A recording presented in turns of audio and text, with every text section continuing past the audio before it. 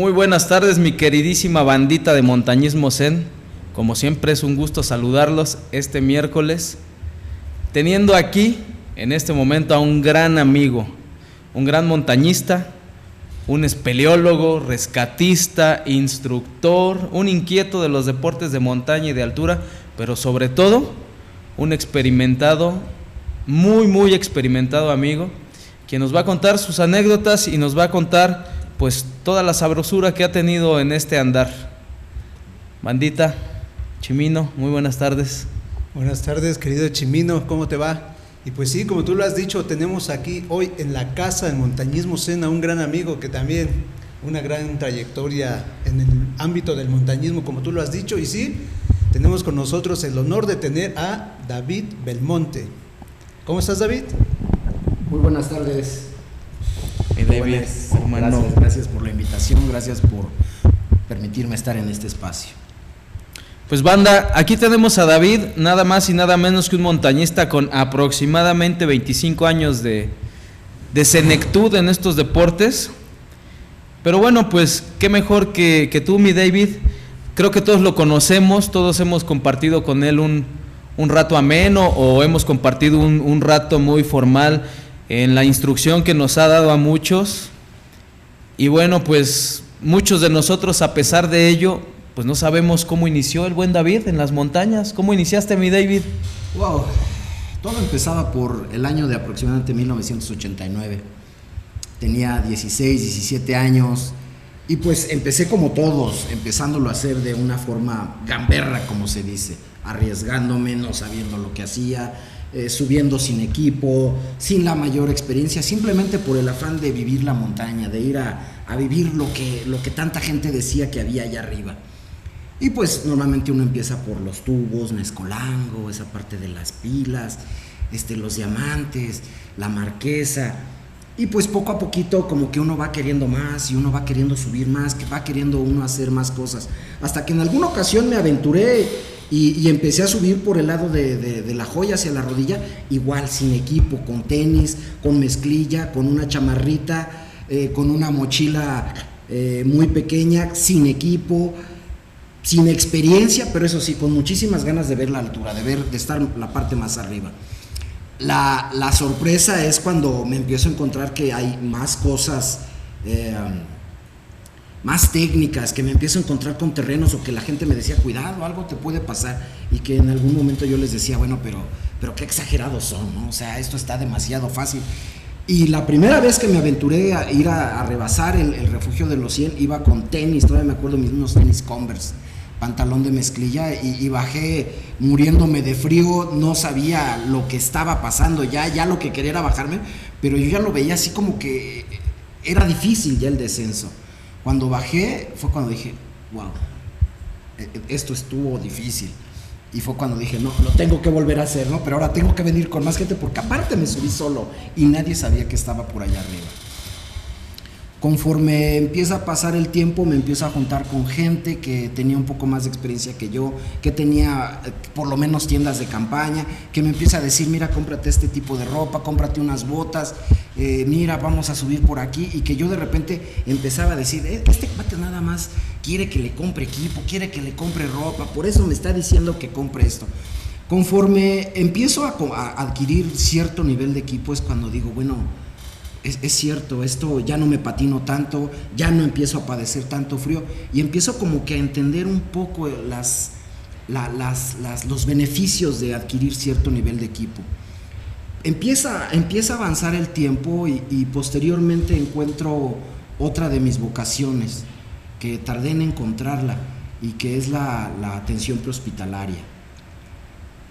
Dejo hasta cierto punto el montañismo, el estar haciendo cima, el estar haciendo montaña, y me empiezo a abocar al mundo de las ambulancias. ¿Sí saben que soy tú? Sí, mi David. Sí, lo sabemos. Okay. Afortunadamente. Bueno, cuando empiezo a entrar a la parte de la atención prehospitalaria, me empieza a fascinar, y empecé a descubrir que tenía una facilidad de aprender anatomía, de aprender fisiología, y sobre todo de saber lo que tenía que hacer, de no frenarme y de empezar a hacer las cosas de una manera muy fluida. Empecé a tomar los cursos, los clásicos cursos de primeros auxilios, y pues al principio son que 4 horas, que 8 horas, 12 horas, y poco a poco quería más información, y después quería más información, hasta que en algún momento llegó alguien que me dijo, es que hay otro nivel más arriba, y esto es volverte paramédico. Yo dije, ¿y es difícil? Me dijeron, no es tan difícil, nada más hay que estudiar. Dije, pues como esto, ¿no? Tengo una peculiaridad, durante la adolescencia fui un niño problema, me corrieron de varias secundarias, y tanto que me boletinaron y prácticamente no pude regresar a la escuela a la escuela normal. Al final tuve que terminar mi secundaria por la vía abierta, y siempre me consideré que era un mal estudiante, pero conforme empiezo a estudiar lo que viene siendo la atención prehospitalaria, empieza a fluir toda la información, y empiezo a leer, y empiezo a devorar libros, y empiezo a jalar muchísima información. Conforme empiezo a desarrollarme ya en el ámbito prehospitalario, más o menos 1998, me empiezo a dar cuenta que bueno, puedo ganar con lo que estoy haciendo, ¿no? Y empiezo a trabajar en la parte institucional, cubriendo en ambulancia. Pero llega un momento en el que uno empieza a darse cuenta que la vida institucional es sumamente complicada, porque pues al final de cuentas uno lo puede ver, hay corrupción por muchísimos lados, y al final no todo el presupuesto se destina para lo que es, y al final pues yo me acuerdo que en aquel entonces recibía 3,000 pesos, 3,000 pesos al mes, 3,000 del águila, 3,000 pesos al mes, ganaba 1,500 por quincena. Posteriormente, bueno, fui ascendiendo un poco en niveles, y bueno, después pude ganar un poco más, hasta que gané la estratosférica suma de 6,700 pesos al mes. Y dije, wow, bueno, pues esto está padre, ¿no? Pero como que necesito algo más, necesito especializarme. Y empiezo a hacer un análisis de bueno, ¿cómo están las situaciones en México? En aquel momento estaba tomando cursos por donde podía, estaba jalando toda la mayor información, y en un curso que se impartió en la base militar de Santa Lucía conocí a una persona y me dijo, ¿te quieres especializar en algo? Aprende espeleología. Y fue cuando dije, espeleología, ok. ¿Y qué es la espeleología? ¿Qué carambas es eso? ¿Qué carambas es la espeleología? Y ahí me tienen yendo a buscar al internet. Espeleología, estudio de cuevas, wow. ¿Y dónde puedo aprender espeleología? Y bueno, al final pues regresé al alma mater, a la UNAM. Y tengo una experiencia muy peculiar, porque el que fue mi instructor, Javier Vargas Guerrero, un personaje también de muchísima trayectoria en el montañismo, recuerdo que yo llegué y le dije, oye, yo les puedo enseñar algo de rescate. ¿Qué quieres aprender? Y me acuerdo que Javier nada más se me quedó viendo y me dijo, no, pues es que tienes que ir al básico. Y yo, ¿qué? ¿Cómo al básico? Yo. Y al final puedo decir que el básico fue algo sumamente importante, porque empecé todavía a adquirir más conocimiento, más capacidad técnica, pero sobre todo en lo que viene siendo acondicionamiento físico, la parte de las 3 capas, movimientos técnicos sobre, por ejemplo, cómo ascender una pared, cómo empezar a utilizar ya más de forma específica un piolet, y empiezo a adquirir más conocimiento. Ese contacto que tuve con Montañismo UNAM fue aproximadamente por 2002, 2003 aproximadamente. Y es una cuestión bien particular, porque yo me aproximo a la Asociación de Montañismo específicamente buscando aprender algo de rescate, aprender espeleología. Yo era lo que quería desarrollar, y tanto que empecé a estudiar, empezaba a cuestionar a mis instructores. Llegó un momento en que mis instructores luego me decían, calma, no tan rápido. Trataba de hacer las cosas sumamente deprisa. Conforme empiezo a avanzar, tomo técnico superior de espeleología. En el 2005 tomo mi primer curso formal de espeleorrescate, el primer curso nacional que se imparte en México, con instructores nacionales. Y empieza otro nivel de aventura, otro nivel de preparación, otro nivel de conocimientos, y empiezo a ver lo que es el montañismo en serio, lo que es vivir una cueva en serio, lo que es vivir operativos de rescate en serie. Y empiezo a ver que el mundo que había dejado, por decirlo así, el mundo de la medicina prehospitalaria urbana, se empezaba a ver cada vez más lejos, pero empecé a darme cuenta que me empezaba a adentrar en un terreno en el que pues realmente muy pocos manejan. Y entonces empiezo a juntar la parte prehospitalaria con la parte de montaña.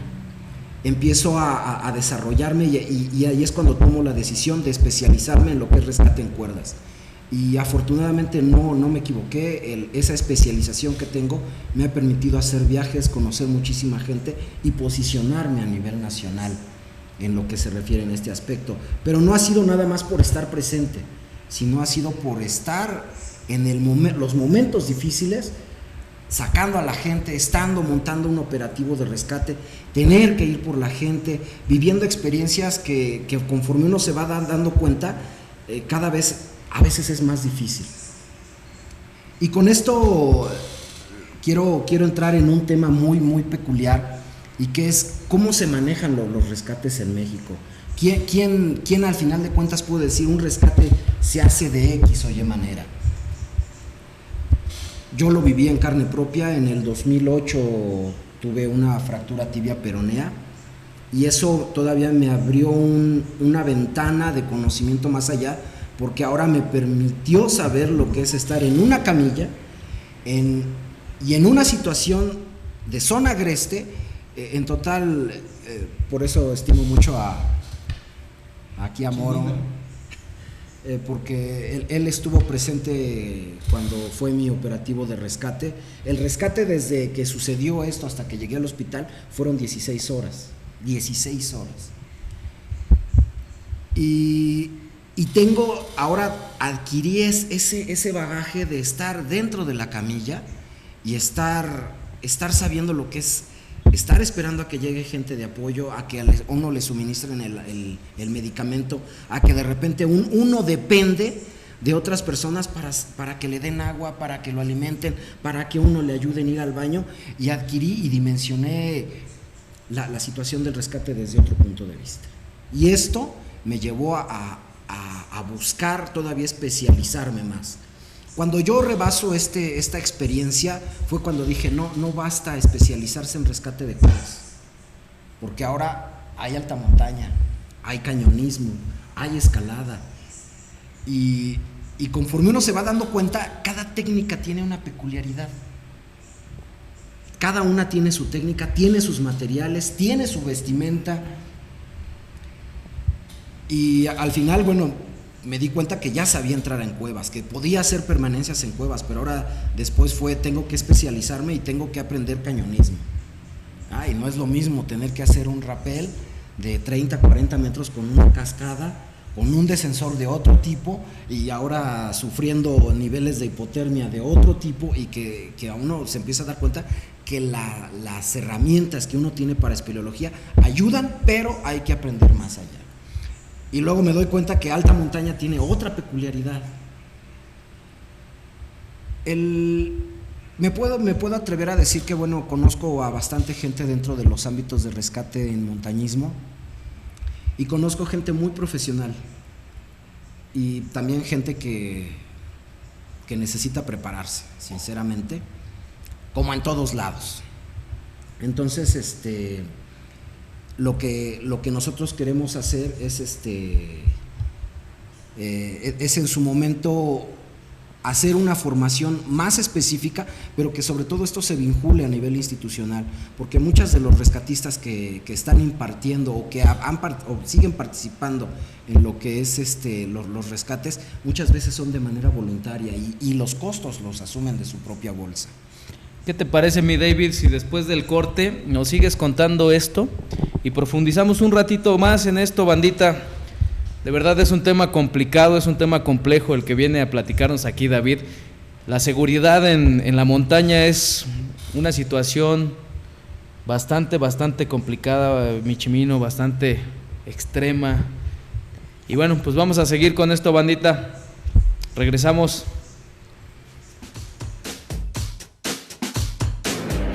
Lucha libre, súbete al cuadrilátero.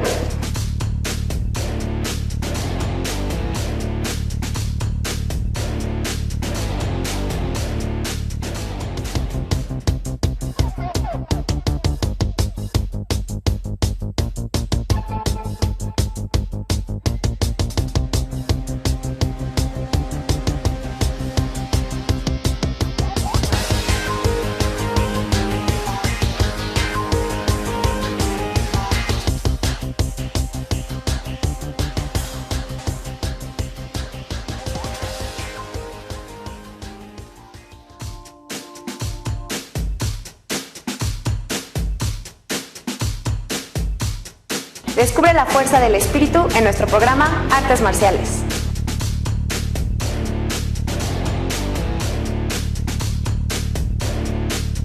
¿Eres diverso?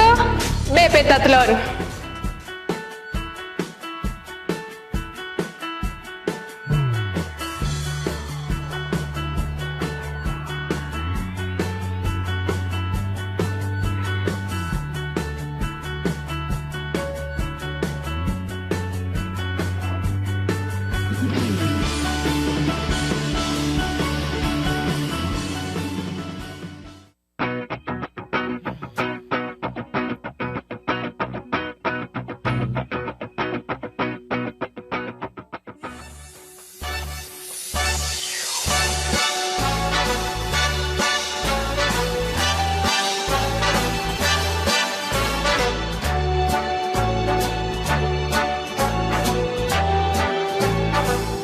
Start spreading the news. I'm leaving today. I want to be a part of it. New York, New York. Start spreading the news.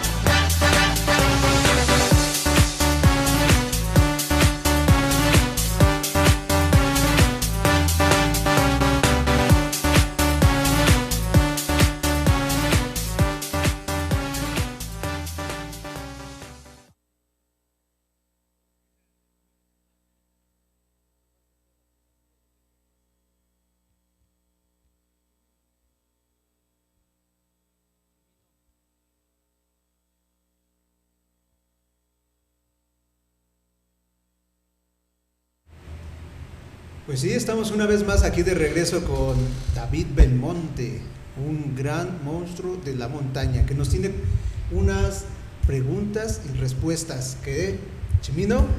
Cabrón. ¿Qué tal?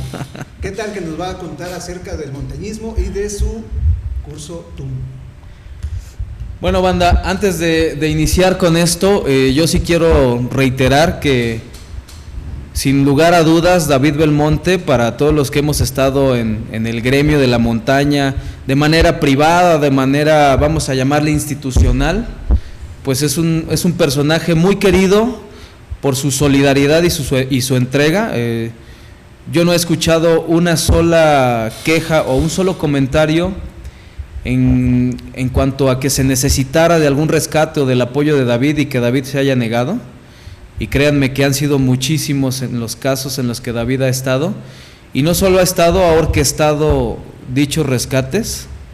Entonces, pues, quiero reconocer eso aquí ante las cámaras, y también quiero reconocer que David ha aportado un toque muy especial. Justo en este caso se ha beneficiado pues la Asociación de Montañismo de la UNAM, porque sin lugar a dudas se ha protocolizado un curso que David inició, pues me imagino con mucha esperanza, un curso con muchas ganas, como empezó su carrera de montañista, y pues con mucha preparación, ¿no? Que sea ahorita David quien nos comente todo esto. Pero bueno, David da un curso de rescate le puedo llamar terrenos agrestes, porque no le puedo decir exactamente en caverna o en alta montaña o en un cañón, puedo decir que David da un curso del que he sido testigo y que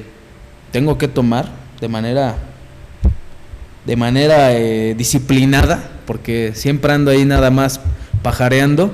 Pero bueno, él ha dado un curso ya durante más de 5 ocasiones continuas en la universidad, y ha sido una maravilla porque ha abierto el panorama de todos los que somos montañistas para poder ser pues una especie de primer respondiente, ¿no? De llegar a un punto caliente donde se necesita que un compañero montañista reciba la atención, y bueno, pues saber qué hacer, no quedarte ahí con las manos cruzadas y darle unas palmaditas nada más, ¿no? Entonces, David, por favor, cuéntanos cómo iniciaste ese proyecto.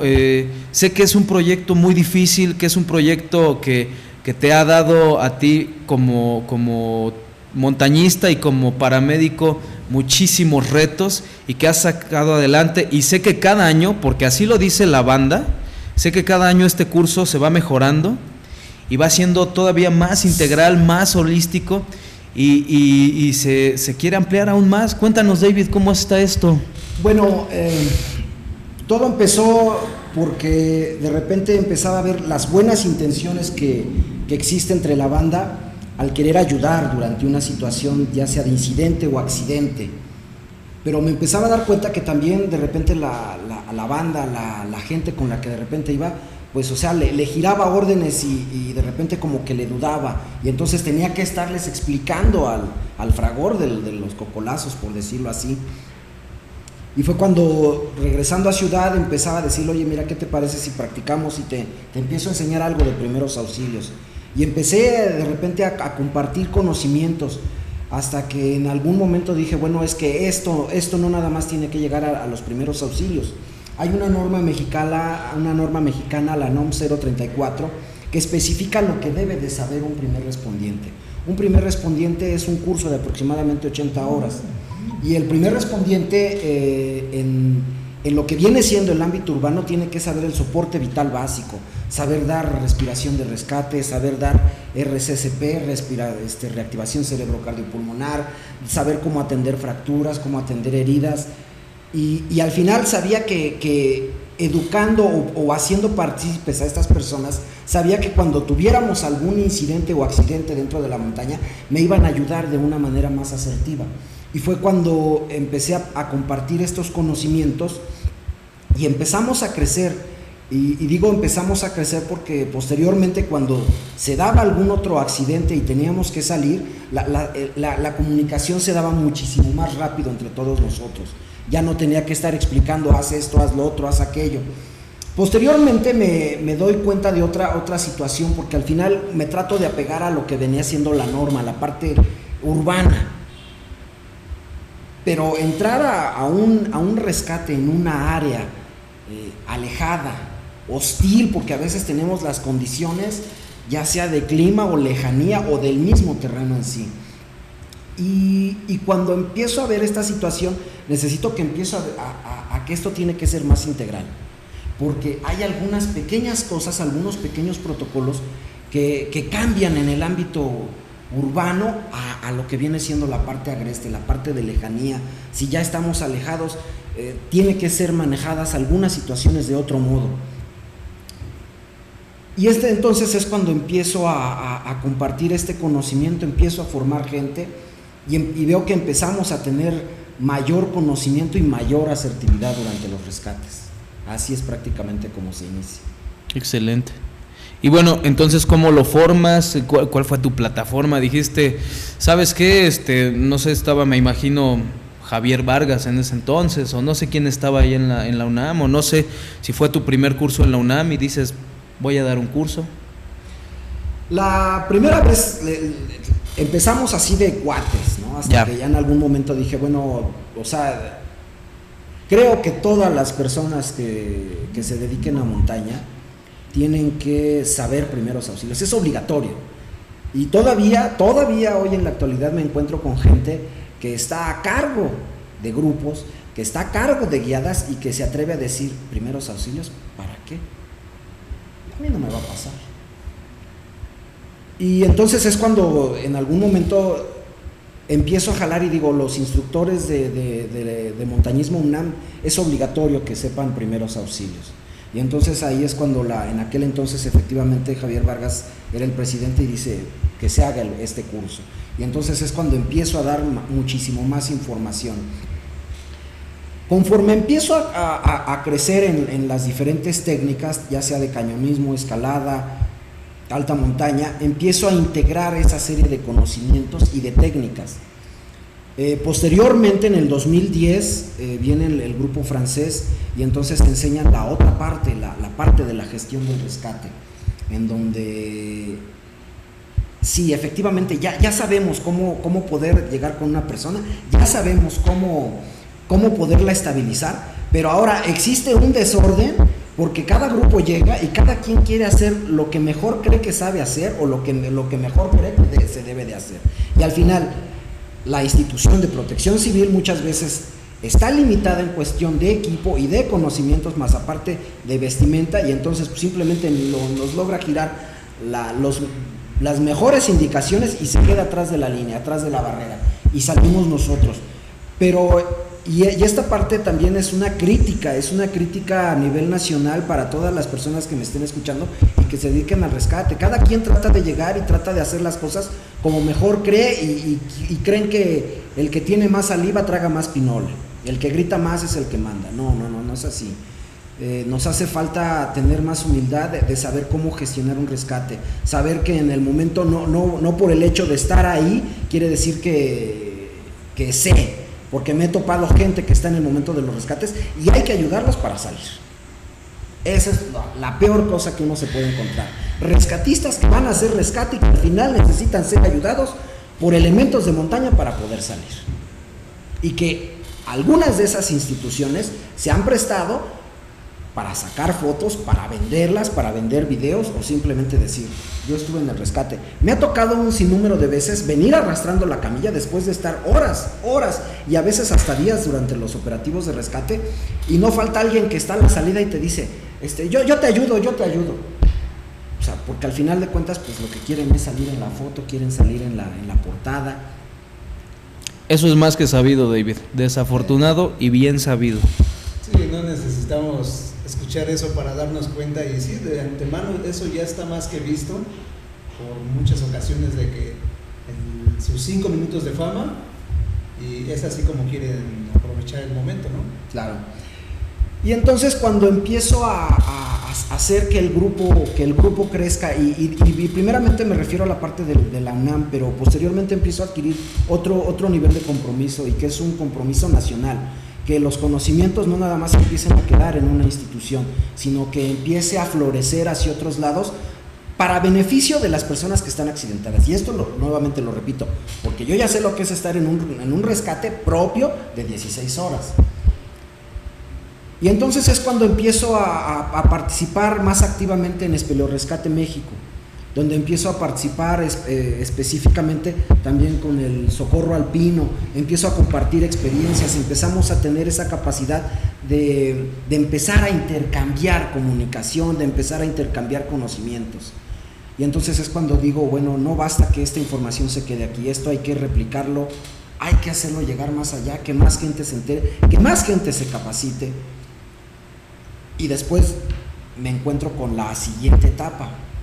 Gente que se presenta a cursos de rescate porque quiere un papel.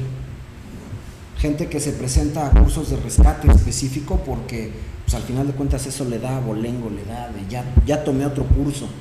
Y uno se enfrenta a personas que llegan a tomar un curso de rescate específico y pues no saben progresar por cuerdas, no traen el equipo suficiente, no traen mal configurado, no saben así completamente. Y entonces pues eso nos empieza a retrasar en los cursos hasta que decidimos tomar medidas en el asunto y empezar a poner filtros específicos. Ahorita puedo compartir que soy parte de Espeleorescate México a nivel nacional y que este año, del 2 al 10 de diciembre, se va a impartir un curso en Cuetzalan, Puebla, específicamente para rescate en cueva. Y es importante que la gente que esté interesada, que sobre todo haga cueva. O sea, eso es lo que queremos, es gente que haga cueva, gente que esté recorriendo, que esté explorando, que esté en esas partes en donde está uno alejado de la civilización. Esas personas son las que deben de estar al frente tomando el rescate como tal. En la reciente cambio de mesa directiva de Espeleorescate México, se lleva a cabo una votación y me asignan como capacitador nacional de Espeleorescate México, y ahorita es parte de mis labores a nivel nacional. O sea, tengo que seguir elaborando protocolos de atención prehospitalaria a una persona, pero ahora aparte también tengo que ver protocolos de atención para los propios rescatistas y tengo que ver protocolos de atención a nivel nacional para poder coadyuvar con las diferentes instituciones que se lleguen a presentar. Como pueden ver, es un proyecto bastante grande. Sin palabras. Así, mi querido Chimino, sin palabras. ¿Y esto cuándo inicia? ¿Convocatorias? ¿Cómo la gente se va a enterar de esto?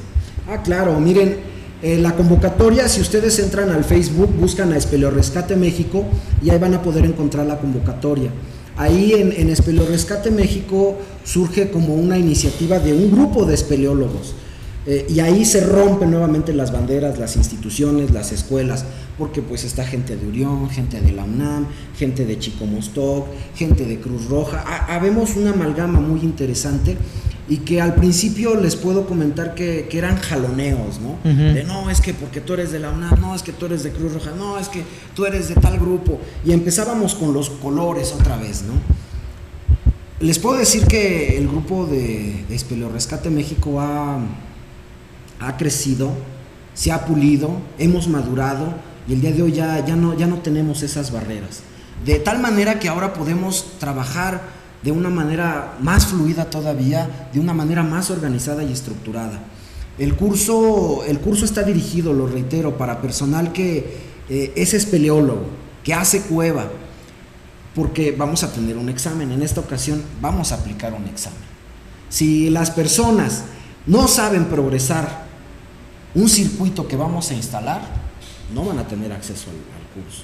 Si las personas no saben colocar anclaje, ya sea lo que viene siendo la parte de poner un speed o un bolt, no van a tener acceso al curso. Entonces necesitamos que estas personas lleguen con una capacidad técnica muy específica para poder llegar más allá. Entonces nuevamente entren al Facebook, Espeleorescate México. El curso es de 2 al 10 de diciembre en la zona de Cuetzalan, Puebla. Están también invitados. Muchísimas gracias. Pues ahí está, banda, ahí está si les interesa, y yo recomendaría que si sus andadas han sido por abajo y les gustan las cuevitas, pues ahí tienen. Nunca está por demás, mi querido Chimino. Así es, mi querido Chimino, seguramente estaremos ahí tentados en tomar el curso, pero ¿qué les parece si vamos a un corte y ahorita volvemos con estas nuevas aventuras?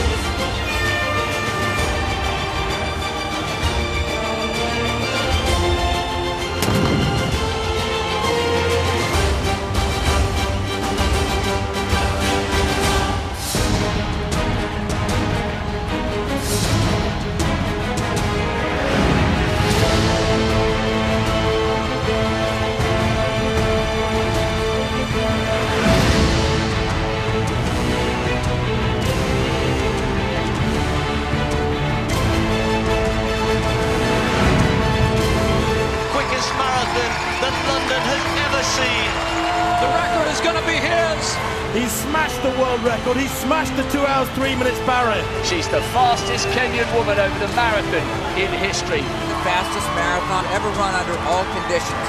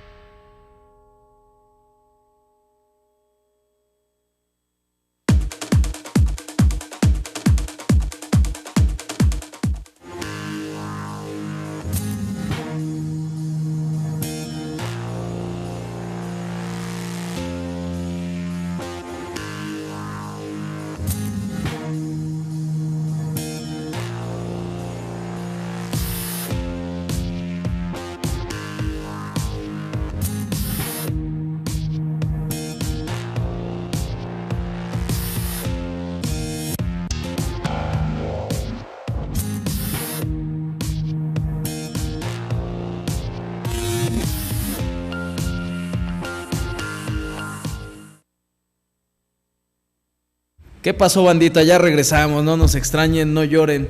Y bueno, pues estamos aquí platicando con David Belmonte, una institución en los deportes de montaña, en los rescates, etcétera, etcétera. Yo quisiera que David nos contara alguna aventura que haya tenido, ¿no? De aquellas en las que el rescate se ha puesto peliagudo, mi David, en el que digas, esto vale la pena compartir con la banda, pues para que le nazca a todos ustedes, bandita, el deseo de capacitarse, el deseo de compartir en la cueva de manera un poquito más responsable, y no solo en la cueva, ¿no?, sino en la montaña, de ser un poquito más responsables. David. Wow. Hay una experiencia que les puedo comentar que inclusive ya está en proyecto de un libro. Ah, caray. Sí, exactamente, esa ya es una experiencia como tal que tiene que ser difundida y sobre todo que les puedo comentar que este fue un parteaguas para lo que viene siendo los rescates en cueva en México. Fue un antes y un después. Ok. En el 2008, en la zona de Coaxuspa, Puebla, hacia lo que es la Sierra Negra, andaba un grupo de espeleólogos franceses explorando. Aproximadamente en menos 350, los menos 400 metros, el bloque en donde estaba puesto el anclaje se viene abajo. Cae aproximadamente 15 a 20 metros y el bloque le cae a un lado. No inventes. Lo tremendo del asunto fue que no estaba nadie arriba. El mismo grupo de abajo tuvo alguien que subir escalando lo mejor que pudiera para salir a pedir la ayuda. Afuera estaba el papá de Arthur y fue el que en el momento dice, bueno, ¿y ahora qué hacemos? ¿A quién pedimos ayuda? Y pues lo primero que hace es tratar así como de salir y pedir indicaciones hasta que sabe que hay un grupo de mexicanos que sabe hacer rescate en cuevas. Y entonces es cuando sale la alerta hacia Espeleorescate México.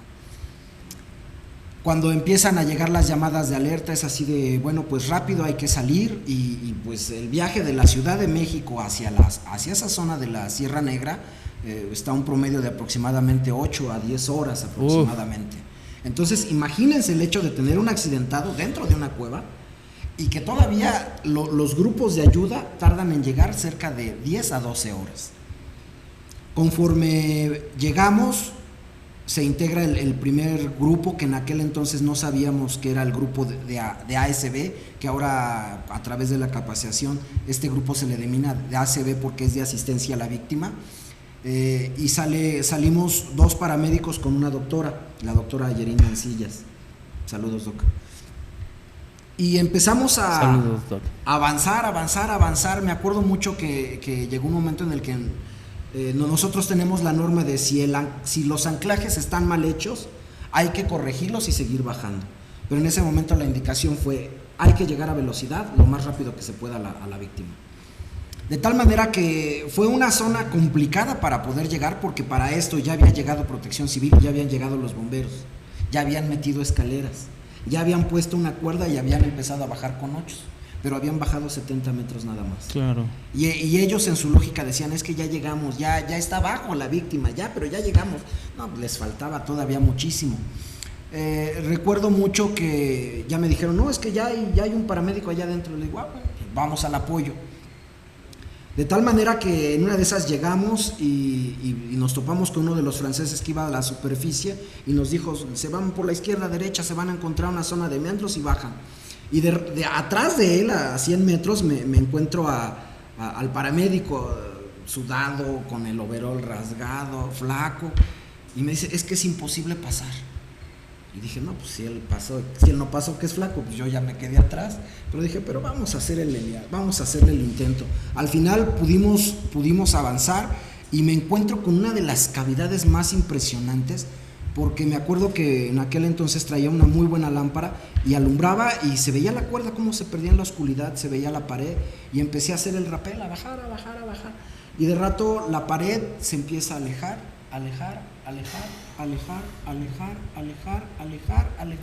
Y llega un momento que veía hacia arriba y veía cuerda, veía hacia abajo y veía cuerda, pero no veía ni la cabecera ni veía el piso. Y entonces decía, estoy entrando en una cavidad impresionante. Conforme llegamos, recuerdo mucho que empezamos a hacer la valoración de la víctima Pero ese rescate tiene una peculiaridad porque duramos 3 días en hacer el rescate, 3 días. Una cosa sumamente impresionante, porque al final, como fue una cuestión internacional, porque se metió la embajada de Francia, al final llegó Seguridad Nacional, llegó Secretaría de Gobernación, llegó el Ejército, llegó la Policía Federal, llegó la Policía Estatal, la Policía Municipal, llegó Televisa, que ahí es entonces donde también tengo que decir que los medios de comunicación juegan un papel fundamental. Me acuerdo mucho, un compañero consiguió que se lanzaran a pertrechos, lo que son comida, lo que son baterías, consiguió el helicóptero, saliera desde Orizaba a esa zona, y al final había 2 lugares más. Y entonces nosotros estábamos trabajando a todo lo que dábamos, a marchas forzadas para poder sacar a Arthur. El chiste es que cuando el helicóptero despega, nosotros habíamos solicitado que en esa aeronave se fueran 2 rescatistas. Y cuando despega, es así de, y los rescatistas están en tierra, ¿y quién va en el helicóptero? 2 reporteros de Televisa. Uf. O sea, y vemos que la televisión se maneja de ese modo. Conforme nosotros estamos abajo, empezamos a montar lo que se le denomina el punto caliente, y nos empezamos a abocar a lo que viene siendo el cuidado de Arthur, la alimentación, la limpieza, lo que viene siendo el manejo prehospitalario como tal. Y nosotros sabíamos que en la parte de arriba estaban trabajando los grupos a muerte. Llegó un momento en el que recuerdo que bajó uno de los compañeros que estaba organizando, el coordinador de interior, y nos dijo: ¿saben qué, muchachos? Se van a tener que esperar porque la gente necesita descansar. O sea, estaban trabajando 80 espeleólogos para sacar a uno. Wow. Y fue impresionante porque llegó un momento en el que después tuve que aprender que hacer rescate, pero rescate en serio, en donde vas a estar tú también aislado, necesitas empezar a llevar tus propios pertrechos. Y ahí fue donde aprendí que la manta térmica tiene un límite, y después esa manta térmica ya no basta, y que después uno está temblando de frío. Recuerdo mucho que en ese momento yo ya no sabía dónde. Mi mente me empezó a jugar malas pasadas, porque ya no sabía si hacía más frío en el Iztaccíhuatl o mucho frío donde estaba, pero temblábamos y temblábamos y temblábamos. Y lo que evidenció es que nuevamente no íbamos suficientemente apertrechados como para mantenernos y sostener ese punto caliente abajo. De ahí fue donde aprendí que hay que llevar una cocineta forzosamente, y hay que llevar un elemento aislante suficiente, muy bueno, como para poderse mantener 48 horas aislado. Ese es el objetivo realmente de un rescatista de zona agreste. Hay que estar preparados para llegar con la víctima y mantenerse 48 horas aislado. Esa es la visión. De tal manera que recuerdo, fue muy peculiar, porque había gente manejando el puesto de control arriba, y arriba se estaban peleando, no, que si Protección Civil, que si la Policía Estatal, que si Gobernación, y al final sale el reporte médico y primeramente lo envían a Houston, de ahí se va a Espeleorescate Francia, o lo mandan a Francia, y de ahí lo que viene siendo el consulado francés se comunican, y entonces Espeleorescate Francia estaba a punto de salir para México.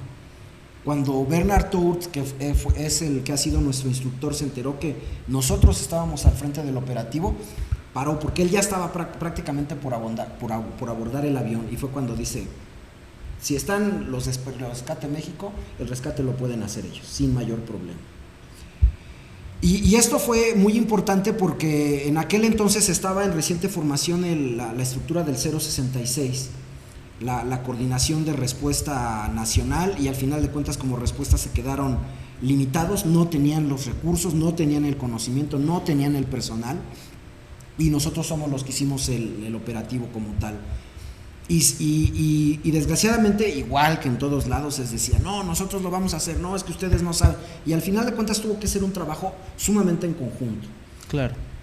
Tuvo que hacer un rescate sumamente integral, en el que tuvimos que mantener de todas las coordinaciones posibles, evitar los mayores confrontaciones y conflictos, de tal manera que después de 3 días pudimos sacar a Arturo. Me acuerdo que cuando salimos, era una cuestión así sumamente espectacular, porque cuando salgo es así, flash, y empiezo a ver muchísima gente. Yo no lograba entender qué había pasado, porque yo había pasado 3 días bajo tierra. y ver la dimensión de la situación fue increíble. Entender la gestión del rescate, cómo se trabaja a nivel interinstitucional, cómo uno trata de ejercer el trabajo sin que la otra persona se sienta agraviada como institución, sin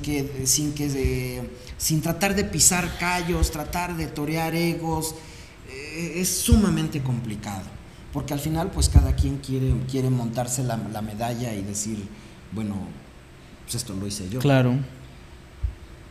Fue muy peculiar porque Espeleor Rescate México tiene un antes y un después de ese operativo. Al final se dieron cuenta que teníamos la capacidad, que teníamos esa capacidad técnica. Y yo me di cuenta que efectivamente mis compañeros y yo habíamos crecido, que ya estábamos en otro nivel. Pero posteriormente me di cuenta que ahora teníamos un grandísimo problema. Éramos muy buenos manejando los sistemas, éramos muy buenos manejando los sistemas de contrapeso, muy buenos manejando los sistemas de tracción, de contrapeso. Pero me empecé a dar cuenta que ahora teníamos otra deficiencia, y es que la gente se concentra en los sistemas y pierde de vista la camilla. La camilla se empieza a convertir en un bulto. Y fue cuando dije, no, esto no está bien. Tenemos que elevar el nivel de capacitación para que ahora las personas sigan siendo personas, no bultos. De tal manera que ahora siempre que estoy en un operativo de rescate es importante saber cómo se llama la persona y recalcárselos a los rescatistas. Se llama fulanito de tal, porque no es la víctima, no es la camilla, es fulanito de tal. Y entonces esto es importante que la gente lo asimile, que los mismos rescatistas lo asimilen, porque el rescatista se vuelve únicamente cargador. Esa es la grandísima realidad. Se vuelve cargador y no da pie a más cosas, nuevamente por su falta de formación. Desde luego. Pues ahí lo tienen, bandita. Nuevamente, Chimino nos ha comido el tiempo. David, muchísimas gracias por haber estado con nosotros. ¿Qué nos espera? ¿Cuándo vas a dar curso? Wow. Bueno, pues vienen cursos rápidamente de agosto a noviembre en la UNAM, primer respondiente, viene el curso nacional y bueno, muchísimas otras cosas más, pero búsquenlo nuevamente, Montañismo UNAM, Espeleor Rescate México. Pues ahí lo tienen, bandita, nos vemos la próxima semana y pues felices fue un placer estar aquí con ustedes. Choli, nos vamos viendo.